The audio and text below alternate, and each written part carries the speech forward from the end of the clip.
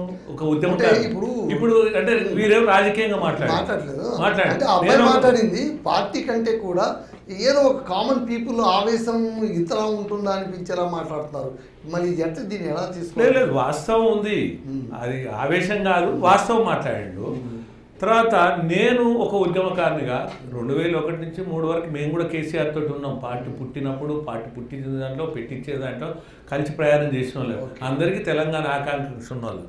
ఇక్కడ ఎందుకు ఈ మనం చర్చించుకోవాల్సి వచ్చిందంటే, ఈ తెలంగాణ అనే పదం ఏమైందంటే రాజకీయ నాయకులకు ఒక బ్రహ్మ పదార్థం అయిపోయింది.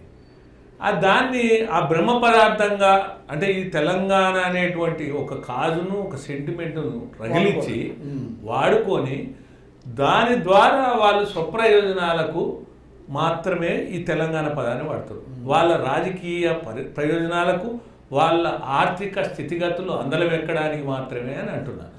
అయితే వీరు అన్నారు చంద్రబాబు నాయుడు, రాజశేఖర రెడ్డి గారు. మనం చంద్రబాబు నాయుడు పరిపాలన తీసేయడానికి వీల్లేదు, రాజశేఖర రెడ్డి పరిపాలన తీసేయడానికి వీల్లేదు. వారు మంచిగానే పాలించారు. కాకపోతే మీ తెలంగాణ పరంగా చెప్పండి. నేను తెలంగాణ వారు అన్నదాన్ని నేను చెప్తున్నాను. కాకపోతే తెలంగాణకు మన స్వాభిమానము, స్వరాష్ట్రం కావాలి.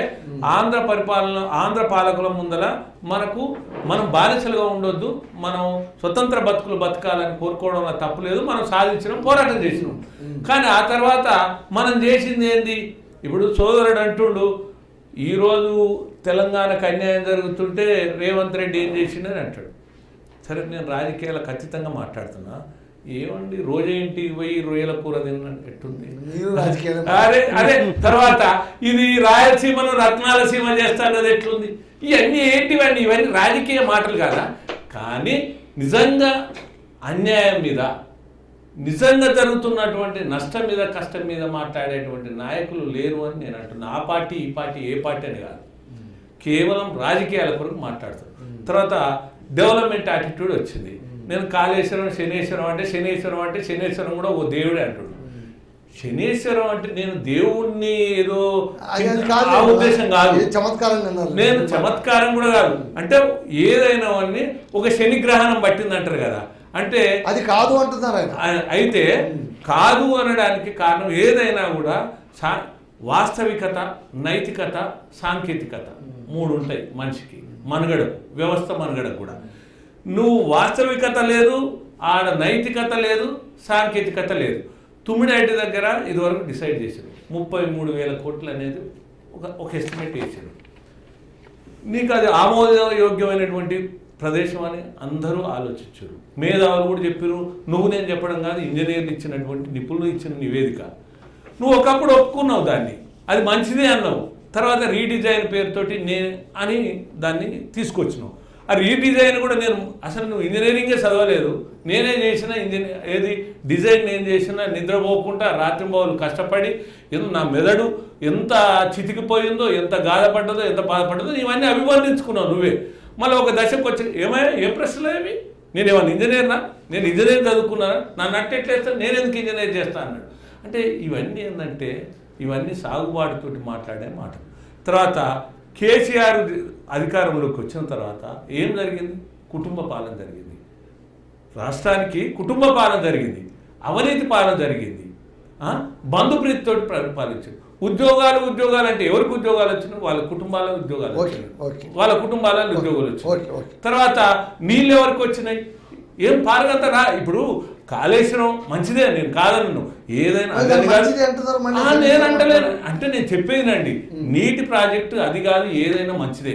కానీ ఏదైనా ఉత్పత్తి చేసేది బహుళార్థకంగా ఉండాలి, ప్రయోజనార్థకంగా ఉండాలి. కానీ నష్టంతో కష్టమైన పని ఎవరు చేయరు. ఒకవేళ కష్టమైన పని చేసినప్పటికి కూడా దానివల్ల ప్రయోజనాలు ఉండాలి, అది లేదు. తర్వాత ఇంకేముంది? అభివృద్ధి ఏం జరిగింది చెప్పండి? ఎక్కడ అభివృద్ధి జరిగింది చెప్పండి? వాళ్ళ కుటుంబం వాళ్ళ అభివృద్ధి తప్ప, వాళ్ళ ఇంటికి పదవులు తప్ప, వాళ్ళు భూములు కొల్లగొట్టుడు తప్ప. తెలంగాణ భూములు మంది 40,000 ఎకరాలు కొల్లగొట్టారు.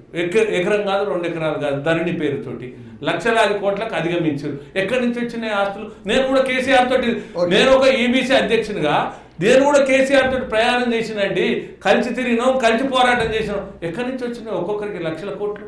ఇలా కేసీఆర్కి ఎట్లు వచ్చినాయి, కవితమ్మకి ఎట్లు వచ్చినాయి, హరీష్ రావుకి ఎట్లు వచ్చినాయి, మాతో పాటు మేము హరీష్ రావు కలిసి తిరిగినాను. లబ్బర్ చెప్పులు అది 100% వాస్తవం. ఇవాళ ఎట్లా కుమ్మేరుడు అయ్యిండు అంటే నేనేమంటున్నంటే వాళ్ళ దశ దిశ తెలంగాణ ప్రజలది మారలేదు.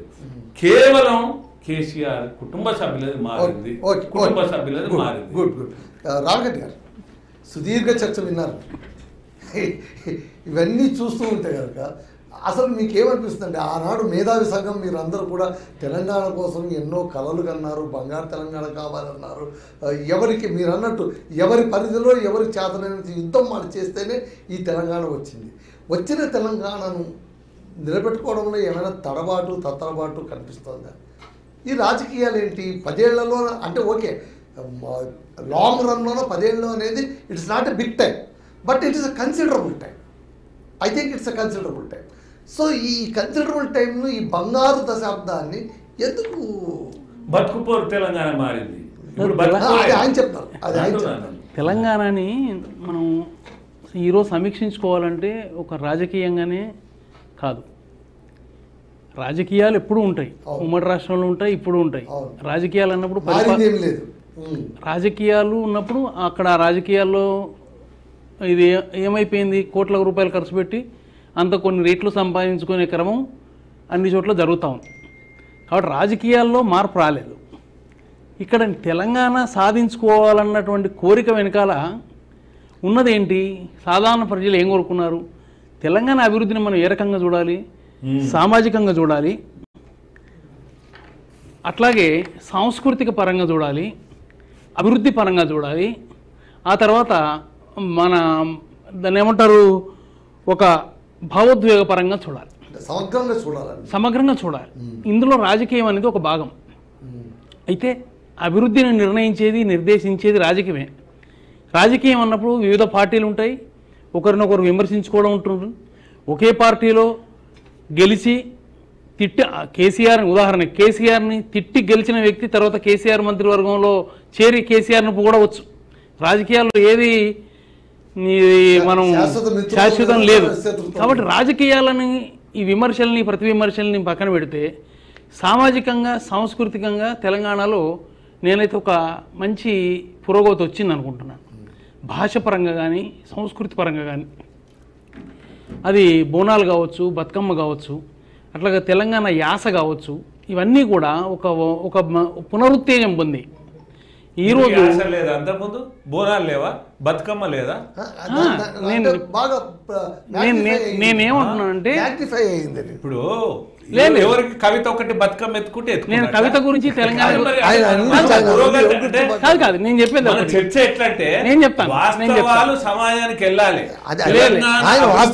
పురోగతి సాంస్కృతిక పరంగా కానీ, సామాజిక పరంగా అదే అంటే ఆయన అనేది మరీ ఏమీ లేదు అనడానికి లేదు, అంతా అయింది అనడానికి లేదు. మొదట నేను అంటే 35 సంవత్సరాలు జర్నలిస్ట్గా చేశాను. అవునవును. తెలంగాణ జిల్లాలో పనిచేశాను, ఆంధ్ర జిల్లాలో పనిచేశాను, తమిళనాడులో కూడా పనిచేశాను. నేను ఒక తెలంగాణకు సంబంధించిన పదం వాడినప్పుడు అది ఎదుటి వాళ్ళు గేలి చేసేటువంటి పరిస్థితి ఉండేది. అవును. అది లేదు ఇప్పుడు. అది ఒక టీఆర్ఎస్ వల్లనో కవిత వల్లనో కాదు, తెలంగాణ వల్ల సాధ్యమైంది. నేను ఇక్కడ భాషా సాంస్కృతిక వికాసాలు జరిగినాయంటే కేవలం టీఆర్ఎస్ వల్ల